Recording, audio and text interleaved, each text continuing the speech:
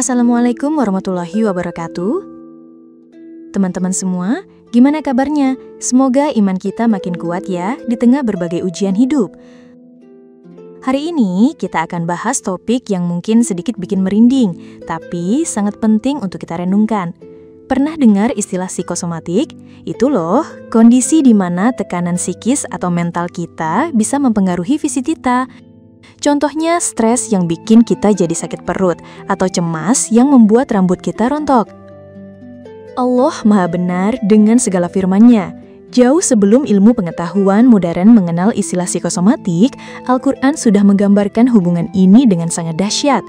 Kita semua tahu tentang hari kiamat. Tapi, pernahkah kita membayangkan seberapa besar tekanan psikologis yang dirasakan manusia pada hari itu? Allah berfirman dalam surah Al-Hajj ayat 1-2, "Wahai manusia, bertakwalah kepada Tuhanmu.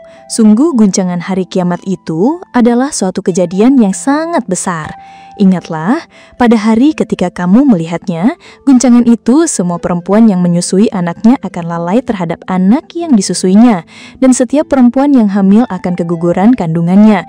Dan kamu melihat manusia dalam keadaan mabuk, padahal sebenarnya mereka tidak mabuk, tetapi azab Allah itu sangat keras." Ayat ini menggambarkan kengerian yang luar biasa. Ibu yang sedang menyusui saking takutnya sampai lupa dengan anaknya. Wanita hamil langsung keguguran. Dan yang paling ekstrim, Allah juga berfirman dalam surat Al-Muzammil ayat 17. "Lalu bagaimanakah kamu akan dapat menjaga diri jika kamu tetap kafir kepada hari yang menjadikan anak-anak beruban?" Bayangkan, anak kecil yang belum dewasa pun bisa langsung beruban karena saking takutnya. Ini bukan sekedar kiasan.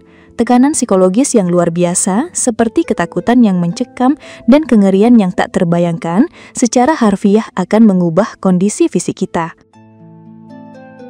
Sejarah mencatat beberapa kasus serupa. Meski tentu tidak sedahsyat kiamat, ada kisah seorang wanita di Belgia yang rambutnya memutih dalam semalam setelah divonis hukuman mati. Atau kisah tentara wanita yang siklus haidnya terganggu karena berada di zona perang, lalu kembali normal setelah dipindahkan ke tempat yang lebih aman. Bahkan, ada juga yang penyakit kulit yang tiba-tiba sembuh setelah ia pindah dari zona perang ke tempat yang lebih damai. Semua ini membuktikan satu hal, tubuh dan jiwa kita saling terhubung erat.